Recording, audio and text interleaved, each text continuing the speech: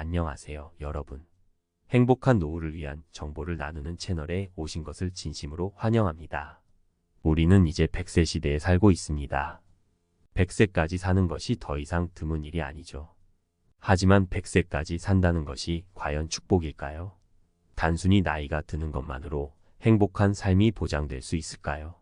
오늘 이야기해드릴 김은희 할머니의 사례는 우리 모두가 마주할 수 있는 현실입니다. 83세의 김은희 할머니는 아침 햇살이 방 안을 가득 채우는 것을 느끼며 눈을 떴습니다. 이젠 이 햇살조차도 그녀에게는 조금은 쓸쓸하게 느껴졌습니다. 몇 년 전 남편이 세상을 떠난 후부터 홀로 사는 생활에 익숙해지려고 노력했지만 홀로 맞이하는 아침은 여전히 마음을 허전하게 했습니다. 할머니는 천천히 몸을 일으키려 했지만 허리가 욱신거리며 고통스러웠습니다. 젊을 때는 농사일도 하고 자식들 키우느라 바빴지만 이제는 몸이 예전 같지 않았습니다. 거동도 불편해져서 방 안을 한 바퀴 도는 것도 큰 일처럼 느껴졌습니다.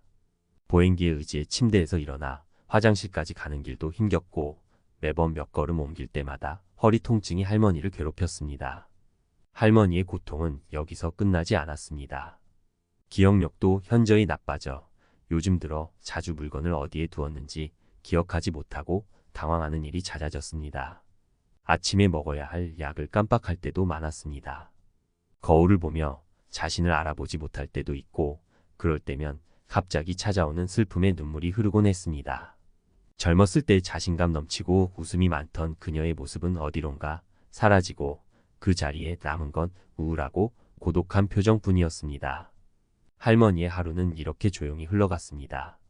자식들은 바빠서 자주 찾아오지 못했고 오랜 친구들은 하나둘 떠나거나 거리가 멀어져 연락조차 끊긴 지 오래였습니다.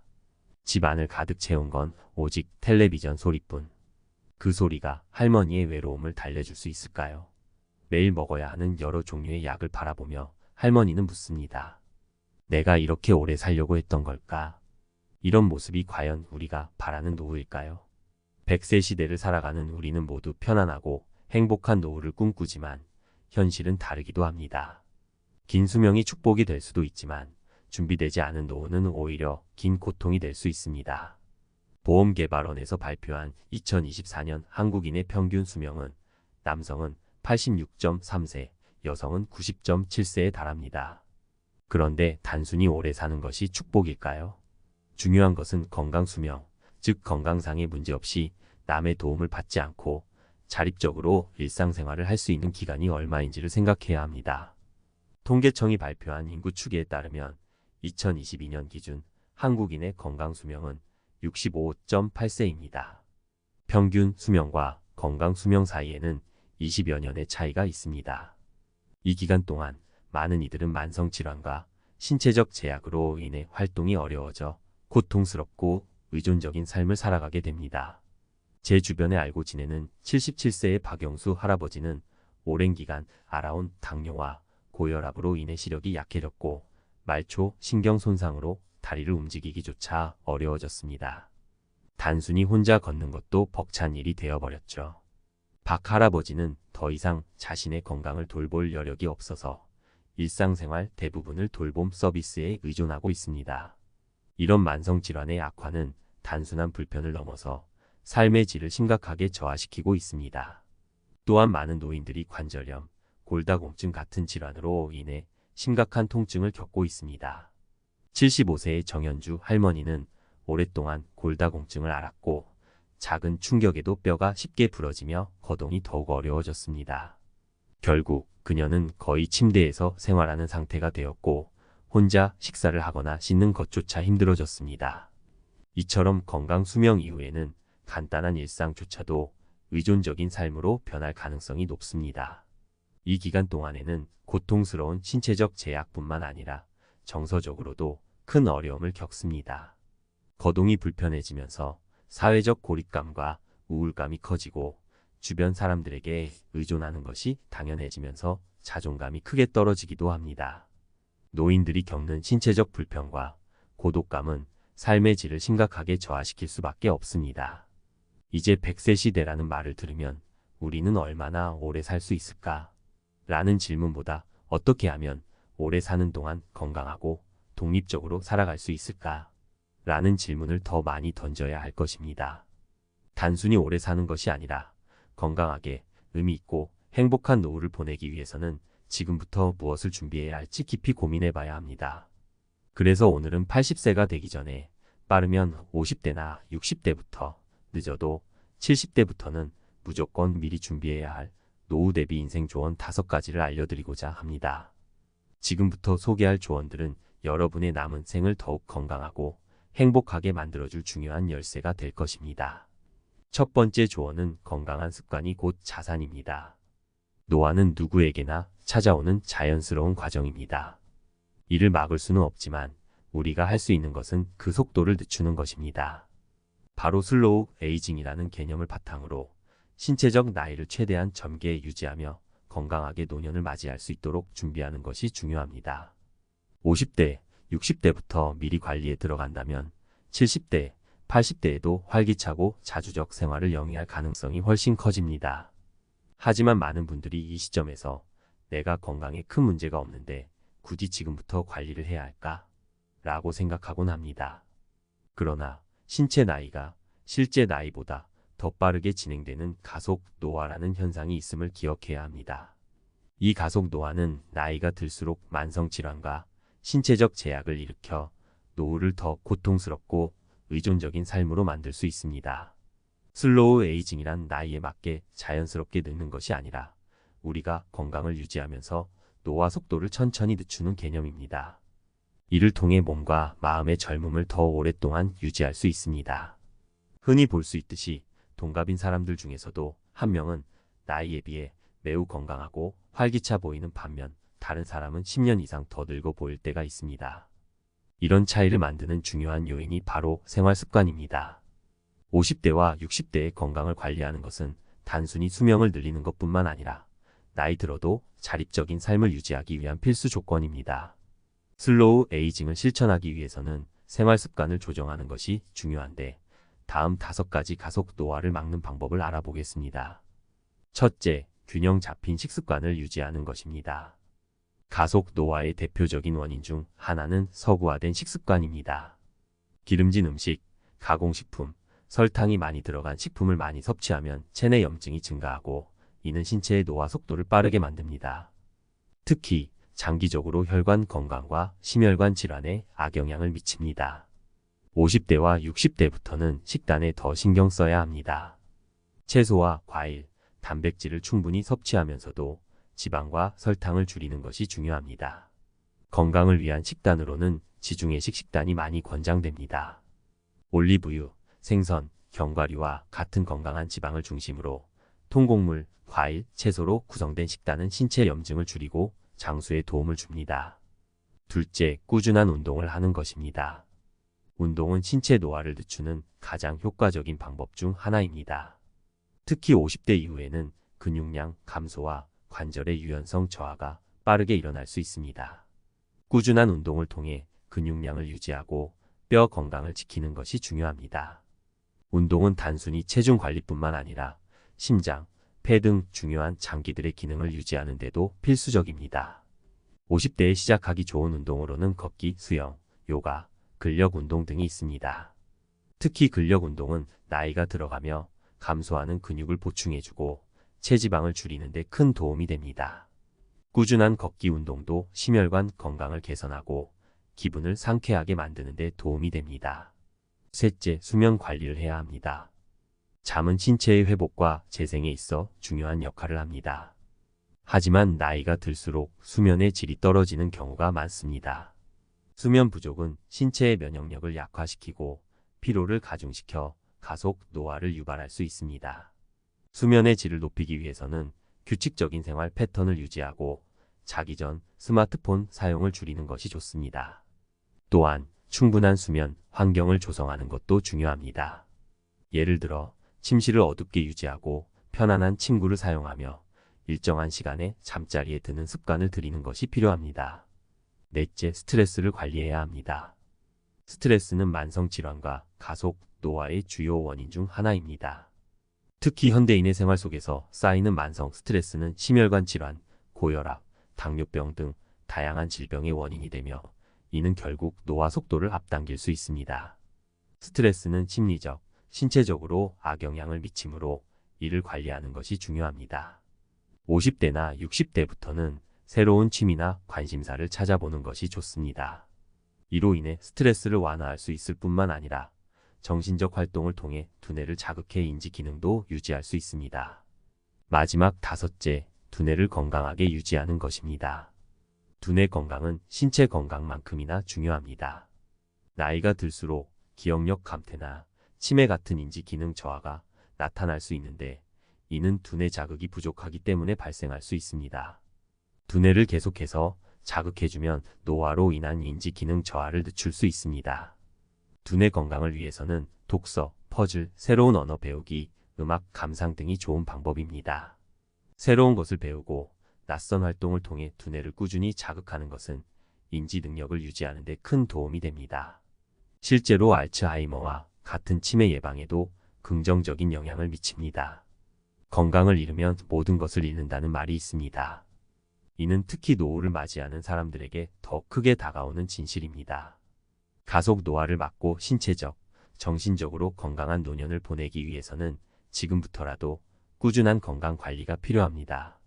식습관, 운동, 수면, 스트레스 관리, 두뇌 건강을 동시에 관리하며 건강한 습관을 만들어 가야 합니다. 그렇게 하면 80세가 되어도 활력 있고 젊은 신체와 두뇌를 유지할 수 있을 것입니다. 지금부터라도 슬로우 에이징을 위한 첫걸음을 내딛어 노후의 삶을 더욱 풍요롭고 행복하게 만들 수 있기를 바랍니다. 두 번째 조언으로 경제적 독립은 필수입니다. 혹시 이런 생각 해보신 적 있으신가요? 나이가 들면 돈이 중요하지 않겠지. 그저 가족들과 평화롭게 보내면 돼. 하지만 현실은 어떨까요? 80세가 되면 몸은 점점 말을 안 듣고 돈이 없으면 모든 것이 제약을 받게 됩니다. 이 점이 정말 중요합니다. 자녀에게 의존하지 않고 스스로의 경제적 독립을 유지할 수 있을 때 비로소 노년기의 존엄과 자유가 보장됩니다. 재수가 없으면 100세까지 산다는 농담처럼 들리지만 사실 이것은 우리가 진지하게 준비해야 할 현실입니다. 길어진 수명만큼 자금이 충분하지 않다면 그 뒤로 오는 것은 오랜 경제적 불안일 뿐입니다. 경제적 독립이란 단순히 나이가 들어서 일하지 않고도 생활비를 충당할 수 있는 상태를 말합니다.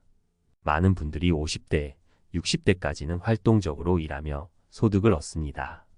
그러나 70대, 80대가 되면 대부분은 더 이상 소득을 창출하기가 어렵습니다. 건강이 악화되거나 체력이 떨어져 일할 수 없게 되는 경우가 많죠. 이 시기에 우리가 마주하는 가장 큰 고민 중 하나가 바로 돈입니다. 젊을 때는 돈을 벌 기회가 많지만 나이가 들면 기회가 급격히 줄어들고 돈이 없으면 삶 자체가 무너질 수 있습니다. 돈은 우리가 통제할 수 있는 몇 안 되는 것 중 하나입니다. 건강, 인간관계, 외부 환경 등 많은 것은 우리의 의지로는 어떻게 할 수 없지만 재정적 준비는 우리가 조정하고 계획할 수 있는 부분이죠. 노후에는 돈의 가치가 젊을 때보다 훨씬 커집니다. 돈이 없으면 자유도 없고 선택지도 없으며 존엄성마저 위협받게 됩니다. 많은 사람들이 경제적 독립을 미루는 이유 중 하나는 나중에 준비하면 되겠지라는 막연한 생각입니다. 하지만 나이가 들수록 돈을 벌 기회는 줄어들고 그만큼 더 많은 자금이 필요해지는 시기가 온다는 사실을 기억해야 합니다. 특히 50대부터 70대 사이에 재정 계획을 세우는 것은 필수적입니다. 이 시기에 경제적 독립을 이룬 사람들은 이후의 삶에서 훨씬 자유롭고 안정적인 삶을 살아가게 됩니다. 반면 준비하지 못한 사람들은 의존적인 생활을 하게 되거나 재정적 어려움에 빠질 가능성이 높습니다. 자, 그렇다면 어떻게 해야 할까요? 막연하게 노후 대비라고 말만 해서는 안 됩니다. 구체적인 행동이 필요합니다. 지금부터 안정적인 현금 흐름을 확보하는 것이 가장 중요합니다. 첫째, 생활비 계산하기입니다. 노후에 필요한 생활비를 먼저 계산해야 합니다. 현재의 소비 패턴을 기준으로 노후에는 얼마가 필요할지 미리 파악해 보세요. 보통 사람들은 노후에 돈이 덜 들 거라고 생각하지만 오히려 의료비나 생활비가 더 많이 드는 경우가 많습니다. 둘째, 국민연금과 금융상품 활용하세요. 국민연금은 기본이죠. 하지만 이것만으로는 부족할 수 있습니다. 연금 외에도 개인연금, 즉 월급처럼 받을 수 있는 금융상품에 가입하는 것도 방법입니다. 예를 들어 연금보험을 활용하면 매달 고정된 수익을 받을 수 있어 안정적인 생활이 가능합니다. 셋째, 부동산 및 임대소득입니다. 현금 흐름을 위한 또 다른 방법은 부동산 투자입니다. 특히 월세를 받을 수 있는 작은 임대 부동산을 소유한다면 연금 외에 추가 소득을 확보할 수 있죠. 다만 이때 무리한 대출을 이용한 투자는 위험할 수 있으니 신중하게 판단해야 합니다. 안전한 투자가 노후 대비의 핵심입니다. 마지막 넷째, 과도한 투자를 경계해야 합니다. 많은 사람들이 큰 수익을 기대하며 무리한 투자에 뛰어들기 쉽습니다. 특히 주식, 부동산, 비트코인 등 고위험 고수익 투자에 혹하는 경우가 많죠. 그러나 노후를 대비한 재테크는 젊을 때와는 다릅니다. 손실을 보았을 때 다시 회복할 수 있는 시간과 자금이 부족하기 때문입니다. 따라서 투자는 신중하게 해야 하며 검증된 자산에 투자하는 것이 좋습니다. 많은 분들이 50대, 60대의 노후 준비를 미뤘다가 후회하곤 합니다. 나중에 연금으로 충분하겠지. 지금은 돈 쓸 일이 많으니 나중에 투자해야지. 이렇게 생각하다 보면 어느 순간 준비할 시간이 없다는 것을 깨닫게 됩니다. 자녀에게 경제적으로 의존하기 싫다. 자존감을 유지하고 싶다. 그렇다면 지금 시작해야 합니다. 지금 바로 행동에 옮기면 80세가 되었을 때 자녀에게 경제적으로 의존하지 않고 온전한 존엄성을 지키며 살아갈 수 있을 것입니다. 시청자 여러분, 돈은 준비한 사람에게 자유를 줍니다. 지금 시작하세요. 세 번째 조언은 큰 병에 대한 대비를 꼭 해야 합니다. 나이가 들수록 삶에서 가장 중요한 건 무엇일까요? 바로 건강이죠. 그리고 이 건강을 지키는 일, 특히 큰 병에 대한 대비는 미리미리 해야 후회하지 않게 됩니다. 질병은 언제 어떻게 닥칠지 모릅니다. 특히 나이가 들수록 큰 병에 걸릴 확률이 높아지기 때문에 의료비와 관련된 대비책은 필수적입니다. 저도 젊었을 때는 건강을 너무 당연하게 생각했어요. 내 몸은 튼튼하니까 굳이 돈 쓰지 않아도 괜찮겠지라는 생각을 많이 했죠. 그런데 말이에요. 어느 순간 50대가 넘어가니까 여기저기 병원 갈 일이 생기더라고요. 처음에는 허리 한번 아프겠지, 감기 한번 걸리겠지 했는데 그게 점점 더 잦아지면서 병원비도 만만치 않아지더라고요. 이때 정말 실감했어요. 아, 보험은 꼭 있어야 하는 거구나. 여러분도 아마 젊을 때는 보험료 내는 게 아깝다는 생각을 하셨을 거예요. 병원도 안 가는데 이거 돈 낭비 아니야? 하지만 50대, 60대가 되면 이 보험료가 얼마나 큰 역할을 하는지 실감하게 됩니다. 혹시 주변에서 보험 들지 말라는 얘기 들어보셨나요?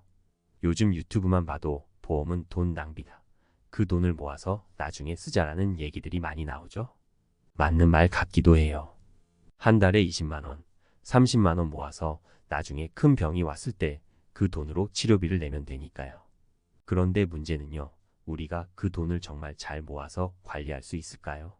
사실 대부분의 사람들은 그렇게 돈을 모으는 것도 어렵고 시간이 지나면 그 돈이 다 어디로 갔는지 모르게 되어버립니다. 보험이라는 게 그렇죠. 돈 낼 때는 아깝고 필요 없을 것 같지만 막상 큰 병이 오면 그 보험 하나가 우리 삶을 얼마나 지켜주는지 실감하게 돼요. 그래서 제가 드리고 싶은 조언은 실손보험은 무조건 가입해 두세요. 특히 요즘 같은 시대에는 병원비가 워낙 비싸서 실손보험 하나 있으면 정말 든든합니다. 큰 병이 아니더라도 작은 병원비나 약값, 검사비까지도 부담을 줄여줍니다. 특히 만성질환이나 입원치료, 요양원 비용 등을 감당해야 할 수 있으니 실손보험은 필수입니다. 그리고 혹시 가족 중에 암이나 당뇨, 심혈관 질환 같은 병이 있으신가요? 그렇다면 꼭 암보험이나 질병보험 같은 것 하나 더 가입해 두시면 좋습니다. 이런 큰 병은 누구에게나 찾아올 수 있지만 미리 대비해두면 그 충격을 훨씬 줄일 수 있어요. 물론 병에 안 걸리면 더 좋겠죠. 하지만 만약 걸리더라도 대비가 되어 있으면 마음이 훨씬 편안해질 겁니다. 제가 아는 한 분은요, 젊었을 때부터 암보험을 들고 계셨어요. 평생 병원에 갈 일이 없으니까 보험료가 아깝다고 하셨는데 60대 후반에 암 진단을 받으셨거든요. 그때 이 보험 덕분에 수술비며 치료비 걱정을 덜 수 있었어요. 그분도 그때서야 정말 다행이다. 보험 안 들어놨으면 어쩔 뻔했나 하시더라고요. 그런데 보험만으로는 다 준비가 끝난 건 아니에요. 건강관리도 필수입니다. 병에 걸리지 않기 위해서가 아니라 병에 걸렸을 때도 더 빨리 회복하기 위해서 말이에요. 요즘은 건강검진도 굉장히 중요해졌어요. 왜냐하면 조기 발견이 되면 치료가 더 쉽고 비용도 덜 드니까요. 그리고 여러분, 나이가 들수록 운동이 정말 중요합니다.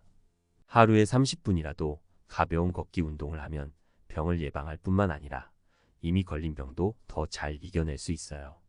몸이 건강해야 마음도 건강해지고 질병이 와도 덜 두렵거든요. 마지막으로 지금 당장 실천할 수 있는 작은 팁을 드릴게요. 오늘 당장 보험증권을 확인해 보세요. 혹시 아직 보험이 없다면 여러분에게 맞는 보험 상품을 찾아보는 것도 좋겠죠. 그리고 만약 이미 보험이 있다면 보장 범위가 제대로 설정되어 있는지 확인해 보세요. 특히 실손보험 같은 경우는 혜택이 꾸준히 변하고 있어서 최신 정보를 업데이트하는 게 중요합니다. 그리고 또 하나, 건강검진 예약도 지금 바로 하세요. 요즘은 건강검진 패키지도 많고 국가에서 지원해주는 건강검진도 있으니까요. 검진을 미루다가는 나중에 후회하게 될 수도 있습니다. 결론적으로 보험과 건강관리 둘 다 소홀히 하면 안 돼요. 지금 미리 준비해두면 나중에 훨씬 편안한 노후를 보낼 수 있습니다. 여러분의 건강한 노후를 위해 오늘부터 한 걸음씩 준비해 나가시길 바랍니다.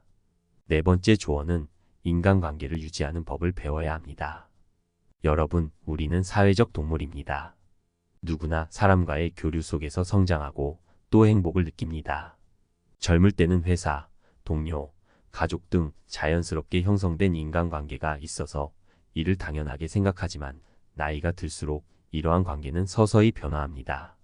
퇴직 후에는 직장에서의 인간관계가 점점 멀어지고 자녀들도 독립해 자신들의 가정을 꾸리기 때문에 자연스레 부모와의 시간은 줄어듭니다. 이때 중요한 것이 바로 친구, 가족, 이웃과의 관계를 유지하는 법입니다. 나이가 들어가면서 우리는 신체적, 정신적으로 많은 변화를 겪게 되는데 이러한 시기에 옆에서 함께 해줄 누군가가 있다는 것만으로도 심리적인 안정감을 느낄 수 있습니다. 여러분이 아무리 경제적으로 안정적이어도 주변에 소통할 사람이 없으면 행복한 노후는 어렵습니다. 반대로 적당히 소박하더라도 사랑하는 사람들과의 따뜻한 교류가 있다면 마음은 훨씬 풍요로워집니다. 제 친구 중에 김영수 씨라는 분이 있었습니다. 영수 씨는 젊었을 때 직장 생활에 몰두하느라 주변 사람들과의 관계를 잘 돌보지 못했어요. 회사에서의 일은 항상 바빴고 그에 맞춰 승진도 빨랐습니다. 하지만 퇴직 후 영수 씨는 크게 두 가지 문제에 부딪히게 되었습니다. 하나는 경제적인 문제였고 또 하나는 고립감이었습니다. 그는 그동안 일에 몰두하느라 친구들과의 관계를 소홀히 했고 자녀들과의 교류도 많지 않았습니다. 퇴직 후 처음 몇 달은 그럭저럭 지냈지만 시간이 지나면서 그는 자신이 얼마나 외로운 상황에 처해 있는지를 깨닫게 되었습니다. 평소 가까이 지내던 동료들도 하나둘 멀어졌고 자녀들도 각자의 가정을 꾸리고 바쁘게 살다 보니 그를 찾는 이가 거의 없었죠. 그러다 보니 우울감이 찾아왔고 결국 영수 씨는 외로움에 빠져버렸습니다. 그때 그는 후회했어요. 왜 나는 그동안 사람들과 더 깊은 관계를 쌓지 못했을까? 이런 상황 아마 공감하시는 분들이 많을 겁니다. 관계를 유지하는 게 생각보다 쉽지 않다는 걸 말이죠. 하지만 이 관계를 유지하는 것이야말로 우리의 노년을 행복하게 만들어줄 가장 중요한 요소 중 하나입니다. 그럼 어떻게 하면 인간관계를 유지할 수 있을까요? 인간관계를 유지하는 첫 번째 방법은 아주 간단합니다. 자주 연락하는 것입니다. 우리가 바쁘게 살다 보면 그리고 나이가 들어갈수록 관계를 맺는 일이 귀찮아질 수 있습니다. 하지만 관계는 노력 없이 유지되지 않습니다. 평소에 자주 연락을 하세요. 잘 지내고 계세요? 한마디라도 좋습니다. 친구나 가족에게 연락하는 것이 작은 행동처럼 보일지 모르지만 그 작은 관심이 관계를 이어가는 가장 중요한 첫걸음입니다. 예를 들어 매주 정해진 요일에 친구나 지인에게 안부 전화를 걸어보세요. 혹은 1년에 몇 번씩은 정기적으로 만나자는 약속을 잡는 것도 좋은 방법입니다. 소중한 관계는 그냥 만들어지는 것이 아니라 이렇게 꾸준한 관심과 시간 투자를 통해 유지됩니다. 두 번째 방법은 취미를 함께 공유하는 것입니다. 나이가 들수록 새롭게 만나는 사람들과 친구가 되기는 어려울 수 있습니다. 하지만 취미 생활을 함께하는 사람들과는 자연스럽게 교류가 늘어나고 새로운 관계가 형성될 수 있습니다. 예를 들어 운동을 좋아하신다면 배드민턴이나 골프 같은 운동 동호회에 참여해 보세요. 취미가 비슷한 사람들과의 만남은 자연스럽고 부담이 적기 때문에 더 쉽게 관계를 맺을 수 있습니다. 제가 아는 이정수 씨라는 분은 60대 중반에 등산을 시작했습니다.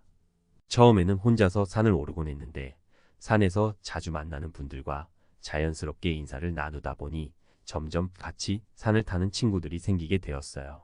그렇게 시작된 등산 모임은 매주 모이게 되었고 정수 씨는 이 모임을 통해 인생 후반부에 큰 위로를 받았다고 합니다.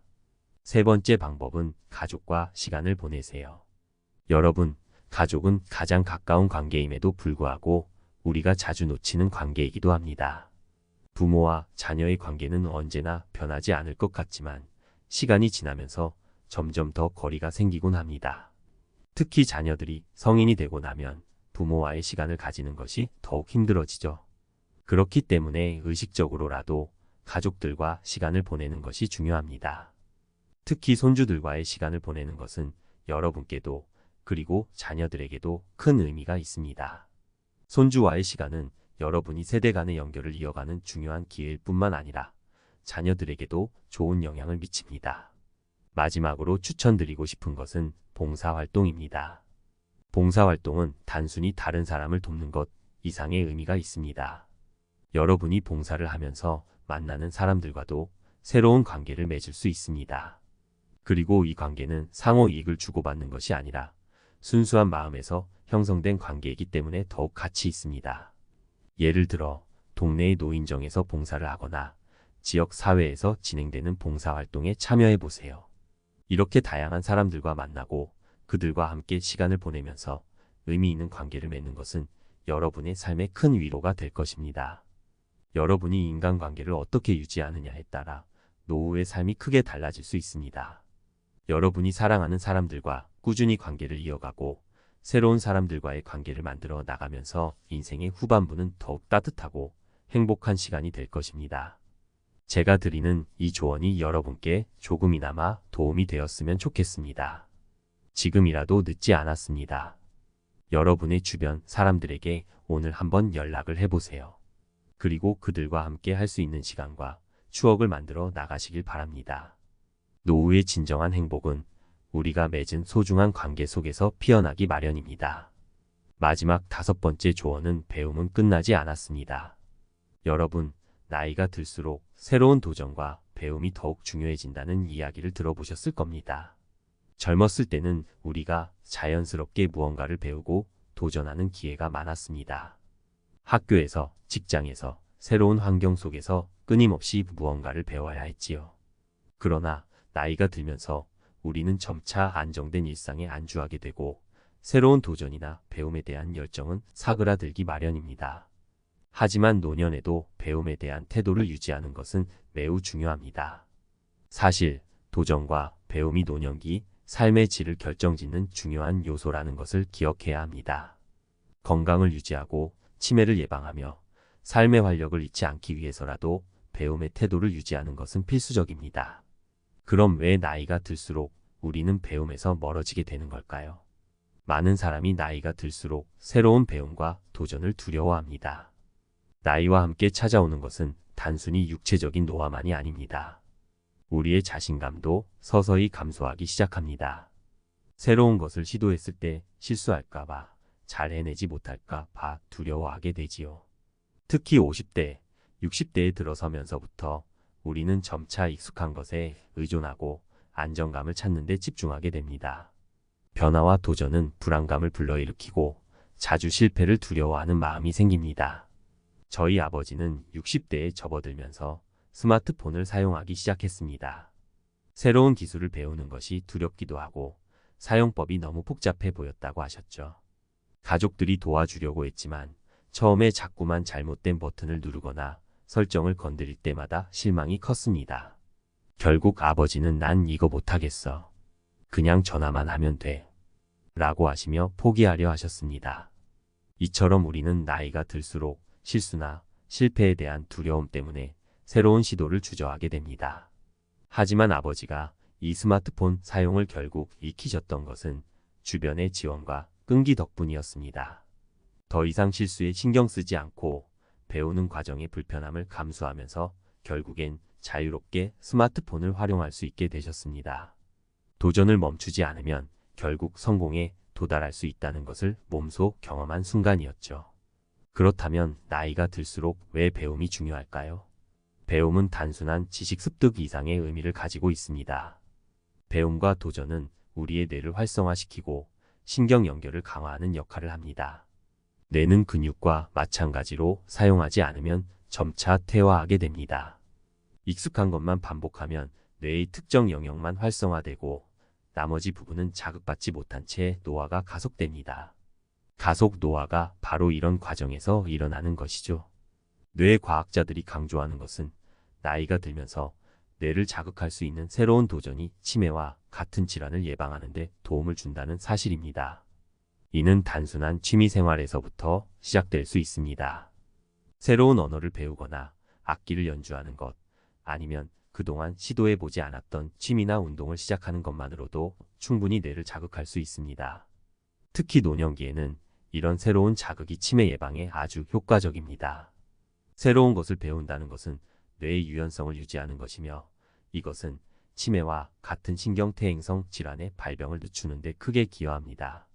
한 연구에서는 나이가 들어서도 배움을 지속한 사람들이 그렇지 않은 사람들에 비해 인지 능력의 저하 속도가 훨씬 느리다는 결과가 나왔습니다. 이는 뇌 건강뿐만 아니라 정신적 활력에도 영향을 미칩니다.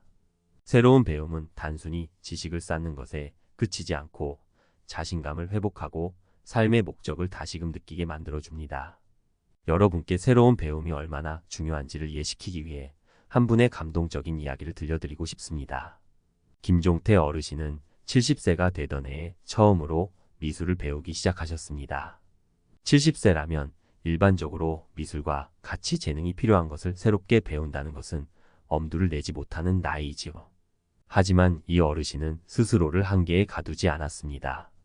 이분은 평생 동안 그림을 그려본 적도 없었고 그림은 예술적인 재능을 타고난 사람들만 하는 것이라고 생각하셨습니다. 하지만 은퇴 후 시간이 생기면서 미술학원에 다니기 시작했습니다. 처음에는 손이 떨리고 아무리 그려도 형편없는 그림이 나와서 포기하고 싶었다고 하시더군요. 하지만 계속해서 도전한 끝에 그분은 자신만의 그림 스타일을 찾아냈습니다.